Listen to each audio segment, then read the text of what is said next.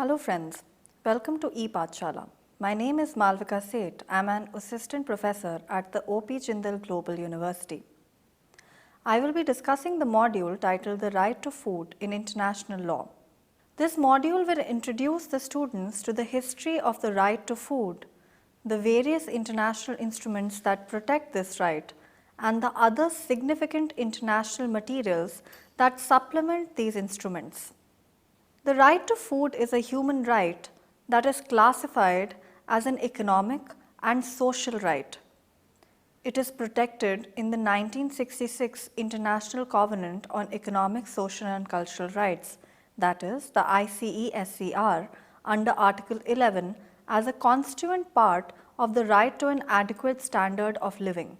The right to food has since become a discrete human right in itself that includes both a negative component, the right to obtain food by one's own efforts without interference, and a positive component, the right to be supplied with food if one is unable to produce, purchase, or access it.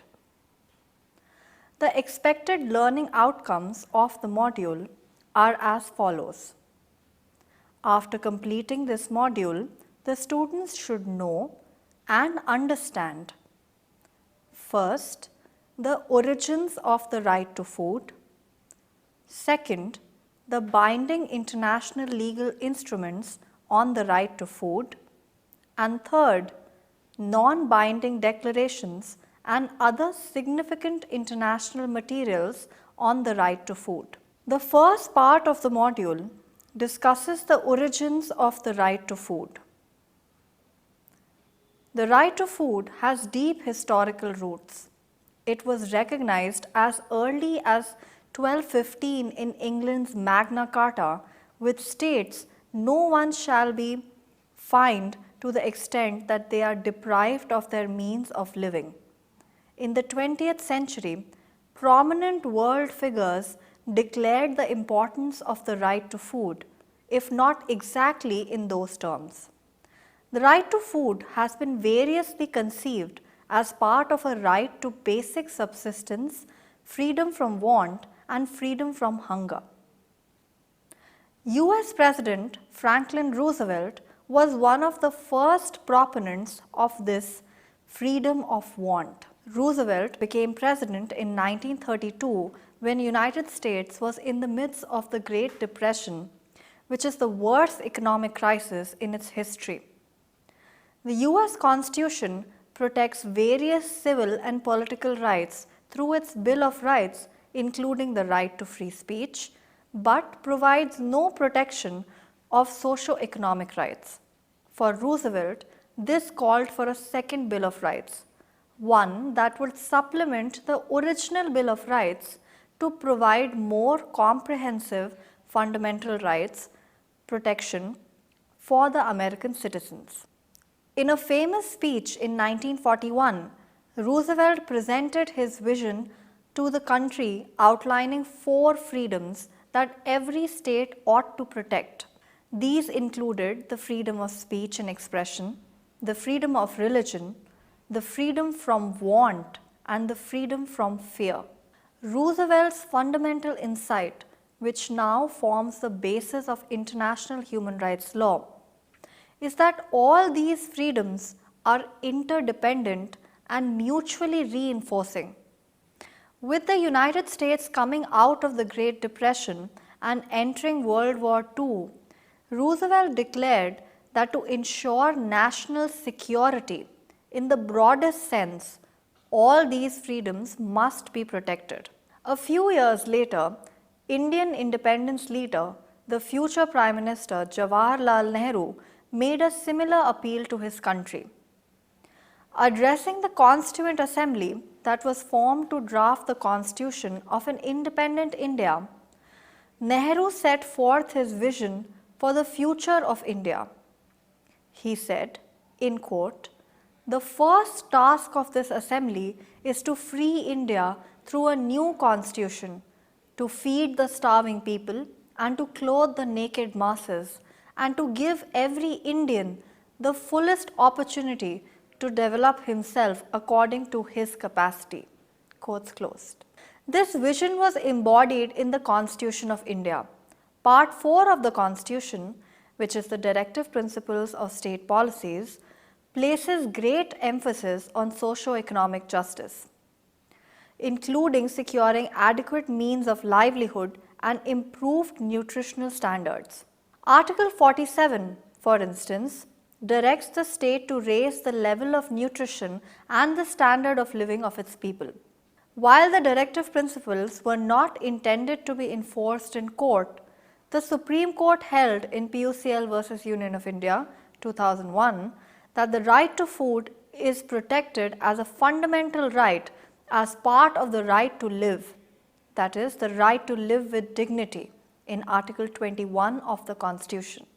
Recently, the Indian Parliament followed the court's lead by enacting the National Food Security Act 2013, which seeks to ensure food and nutritional security in human life cycle approach by ensuring access to adequate quantity of quality food at affordable prices to people to live a life with dignity. In 1948, through the Universal Declaration of Human Rights, the UDHR, the international community for the first time accepted a right to food as part of a broader scheme of indivisible and interdependent human rights. Article 25 of the UDHR provides, "Everyone has the right to a standard of living adequate for the health and well-being of himself and his family, including food." Although the UDHR was not intended to be a binding international legal instrument, it acted as a significant reference point for human rights treaties and legislations within individual states. The second part of the module discusses the binding international instruments on the right to food. The primary international legal instrument that protects the right to food is the International Covenant on Economic, Social and Cultural Rights. The ICESCR opened for signatures in 1966 and came into force in 1976. It currently has 162 state parties. This is a large majority of the world's nations, but notably does not include the United States, which signed the covenant in 1977, though has never ratified it. Article 11, subclause 1 of the ICSCR provides that the state parties recognize the right of everyone to an adequate standard of living for himself and his family, including adequate food. Article 11, subclause 2 declares the fundamental right of everyone to be free from hunger. The right to food is also protected by a range of other multilateral treaties. Article 12, subclause 2 of the Convention on the Elimination of All Forms of Discrimination Against Women, 1979, obligates state parties to ensure that women obtain adequate nutrition during pregnancy and lactation. Article 24, subclause 2, subclause C of the Convention on the Rights of the Child, 1989, provides that every child has the right to adequate nutritious food, clean drinking water and primary health care. Article 27, subclause 3 requires state parties to provide material assistance and support programs to parents and others responsible for providing nutrition, clothing and housing to children. Article 28, subclause 1 of the Convention on the Rights of the Persons with Disabilities, 2006, recognizes the right of persons with disabilities to an adequate standard of living for themselves and for their families, which includes adequate food, clothing and housing. It also declares that state parties should strive towards safeguarding and promoting the realization of this right without discrimination on the basis of disability. What is the nature of state obligations under the ICESCR and other binding multilateral treaties is an important question to consider. At core, the right to food is a human right that protects the right of individuals to feed themselves in dignity.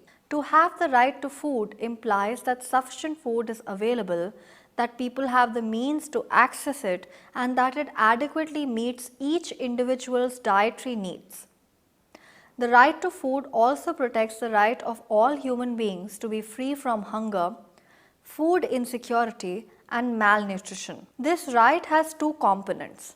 First, the right to food includes a negative component, that is, to obtain food by one's own actions without interference from the state or other individuals or groups. Second, it contains a positive component in which the state must supply food to those unable to produce, purchase, or access adequate food themselves. It is important to note that the right to food does not simply require states to provide a certain quantity of food to its citizens to combat hunger. States must also ensure that proper health and nutritional standards are maintained. The most comprehensive summary of state obligations under international law can be found in General Comment 12 of the UN Committee on Economic, Social and Cultural Rights. It describes the concept of the right to food as follows. In quote, "The right to adequate food is realized when every man, woman, and child, alone or in community with others, has physical and economic access at all times to adequate food or means for its procurement." Quotes close. The committee considers that the core content of the right to adequate food implies, first, the availability of food in a quantity and quality sufficient to satisfy the dietary needs of individuals, free from adverse substances and acceptable within a given culture. And second, the accessibility of such food in ways that are sustainable and that do not interfere with the enjoyment of human rights. General Comment 12 also explains the 5 components of the right to food. These are: first, availability. It refers to the possibilities either of feeding oneself directly from productive land or natural resources, or for well-functioning distribution, processing and market systems that can move food from the site of production to where it is needed in response to demand. Second, sustainability. It is necessary to have a stable food supply. Food availability should be stable over time at all places. Third, accessibility. All people should have access, both economic and physical, to sufficient amounts of adequate food. This implies that the costs associated with the acquisition of food for an adequate diet should be at level such that the attainment and satisfaction of other basic needs are not compromised. Fourth, sustainability. Natural resources must be managed in such a way that they ensure the availability of sufficient amounts of food for both present and future generations. And fifth, adequacy.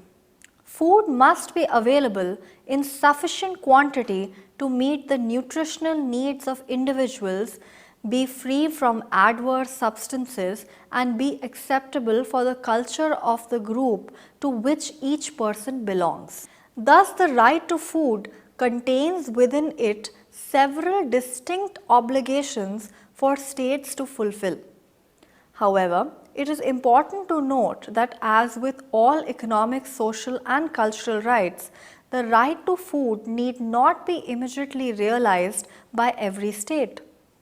Article 2 of the ICESCR makes clear that all the rights in the covenant are subject to differences in resource and capacity among state parties.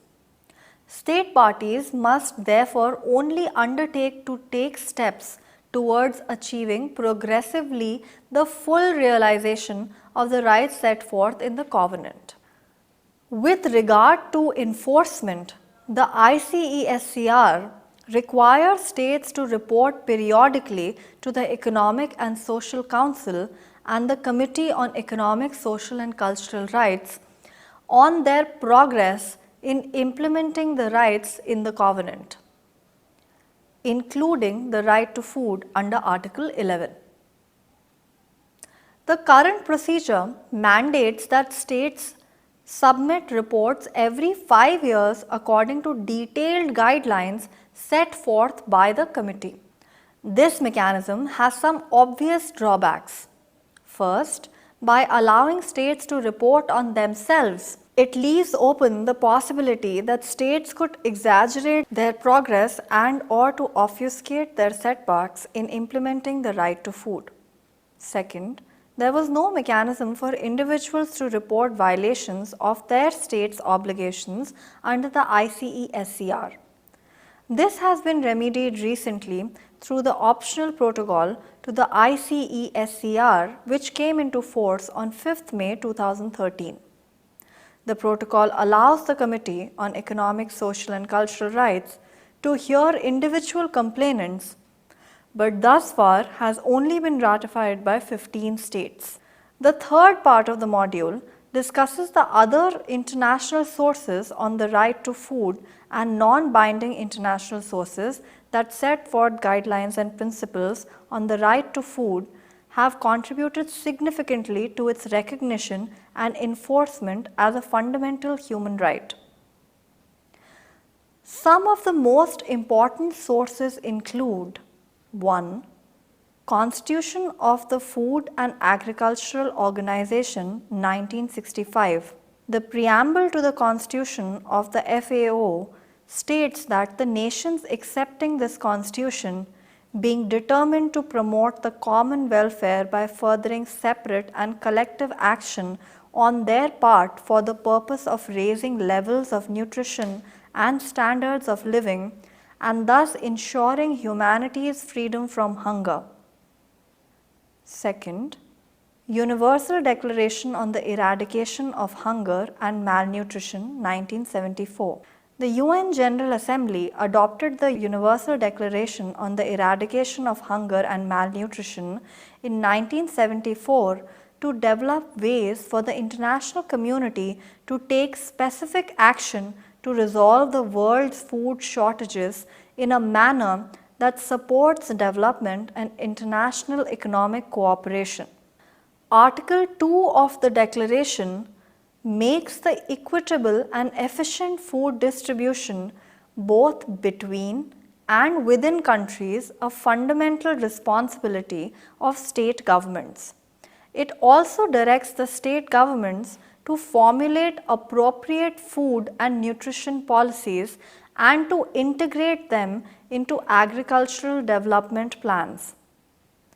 Article 12 states that availability of basic foodstuffs at all times is the common responsibility of the international community, and all countries should cooperate in the establishment of an effective system of world food security. Third, Rome Declaration on the World Food Security 1996. Objective 7.4 of the Rome Declaration of the World Food Summit states its objectives as follows, in quote, to clarify the content of the right to adequate food and the fundamental right of everyone to be free from hunger as stated in the International Covenant on Economic, Social and Cultural Rights and other relevant international and regional instruments, and to give particular attention to implementation and full progressive realization of this right as a means of achieving food security for all.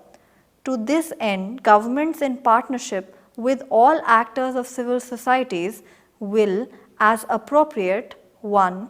Make every effort to implement the provisions of Article 11 of the International Covenant on Economic, Social and Cultural Rights, also known as the Covenant, and relevant provisions of other international and regional instruments. 2. Urge states that are not yet parties to the Covenant to adhere to the Covenant at the earliest possible time. 3. invite the Committee on Economic, Social and Cultural Rights to give particular attention to this plan of action in the framework of its activities and to continue to monitor the implementation of the specific measures provided for in Article 11 of the Covenant. 4. Invite relevant treaty bodies and appropriate specialized agencies of the UN to consider how they might contribute within the framework of the coordinated follow-up by the UN system to the major international UN conferences and summits, including the World Conference on Human Rights, Vienna 1993, within the scope of their mandates to the further implementation of this right. 5. Invite the UN High Commissioner for Human Rights in consultation with relevant treaty bodies and in collaboration with relevant specified agencies and programs of the UN system and appropriate intergovernmental mechanisms to better define this right related to food in Article 11 of the Covenant and to propose ways to implement and realize these rights as a means of achieving the commitments and objectives of the World Food Summit, taking into account the possibility of formulation of voluntary guidelines for food security for all. 4. Millennium Development Goals 2000. The UN General Assembly adopted the UN Millennium Declaration at the Millennium Summit, which took place from 6 to 8 September 2000. This was the largest gathering of world leaders in recorded history. The UN Millennium Declaration led to the Millennium Development Goals, also known as the MDGs. The MDGs prioritize human development over economic and industrial development.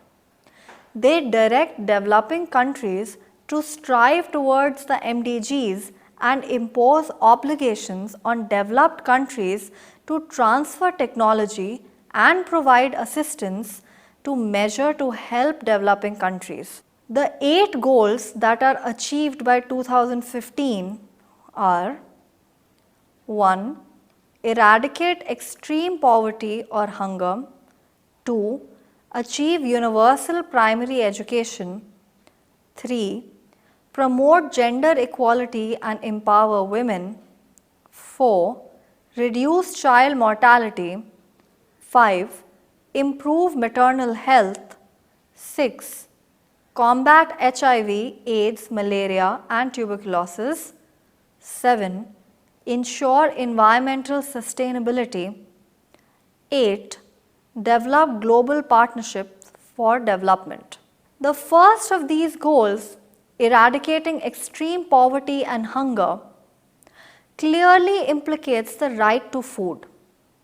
It requires participating countries from 1990 to 2015 to halve the number of their citizens suffering from extreme poverty and hunger.